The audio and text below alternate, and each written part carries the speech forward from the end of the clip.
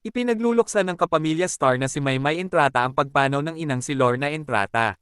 Si Lorna ay 53 anyos. Ilang taon siyang nakipaglaban sa sakit na kanser. Sa Instagram ngayong Biyernes, May 16, 2025, isang reel ang ibinahagi ni Maymay sa Instagram. Ang nilalaman nito ay ang video nila ng ina habang namamasyal sa countryside ng Japan noong 2024. Mapapansing terno ang suot nilang sports gear.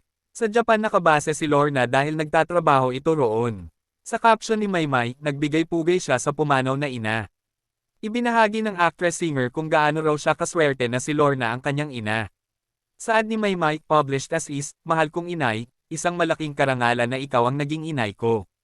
Matapang mong hinarap ang lahat ng pagsubok at sakrisyo para maitaguyod kaming buong pamilya. Mamimiss kita inay, mamimiss ko ang taong nagmahal at habang buhay mamahalin ako ng buo. Sa'yo ko natutunan ang magmahal ng walang kapalit at habang buhay dala-dala ko lahat ng natutunan ko mula sa'yo. Maraming salamat sa iniwan mong kayamanan inay, kayamanang hindi galing sa lupa pero kayamang galing sa pagmahal ng walang katumbas. Mahal na mahal kita inay ko at wala akong pinagsisihan sa lahat ng sakrisyo kung makita ka lang maging masaya lagi. Hanggang sa muli nating pagkikita mahal kong inay. Ayon pa kay Maymay, ang bonding nila ng ina sa Japan ang isa sa pinakamahalagang yugto ng kanilang buhay. Kaya payo ni Maymay sa kanyang followers, PS. Ito ang isa sa mga huli kong sinabi kay inay bago siya pumanaw kaya hanggat maaari, kasama niyo pa ang mahal niyo sa buhay, yakapin niyo sila, iparamdam niyo kung gaano niyo sila kamahal, at huwag niyong sayangin ang kahit isang araw na hindi ipinapakita po yun. Sapagkat darating ang araw na ang mga yakap ay alaala na lang, at ang mga salitang hindi nasabi ay magiging bigat sa puso. Huwag kayong maghintay ng huli bago magsimulang magmahal ng buo. Hindi binanggit ni Maymay kung kailan pumanaw ang kanyang ina. Sa ika-50 kaarawan ng ina noong January 17, 2022, ipinahayag din ni Maymay kung gaano niya kamahal ang ina sa pamamagitan ng Instagram post. Ipinangako rin niya noong susuklian ang lahat ng mga sakripisyo nito para sa kanilang pamilya. Mensahe ni Maymay sa wikang Bisaya, Happy 50th birthday ma, tigwang nakama kay 50 ka naman, Happy 50th birthday ma, matanda ka na kasi 50 ka na.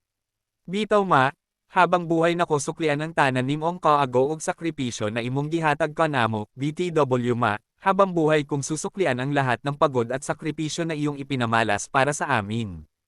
Hinautante na dili ka makalimot na ikaw ang pinaka-importante sa akong kinabuhi, umaasa akong hindi mo makalimutang ikaw ang pinaka-importante sa lahat sa aking buhay. Salamat makinaakapermi andam mo dawat ug masuporte sa tanan na akong desisyon, salamat at andyan ka lagi, handang tumanggap at sumuporta sa lahat ng aking desisyon. Dili na ko malimtan ang mga panahong sawi ko pero ikaw ra ang nakasabot nako, hindi ko makakalimutan ang mga panahong natalo ako pero ikaw lang ang nakakaintindi sa akin. Biyo sa hinaut na magmalipayon ka permi makaimong kalipay ang akong kusog sa tanan na tatahakin ko, kaya sana lagi kang maging maligaya dahil ito ang magiging lakas ko sa lahat ng tatahakin ko sa buhay.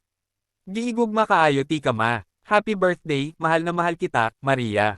Happy birthday.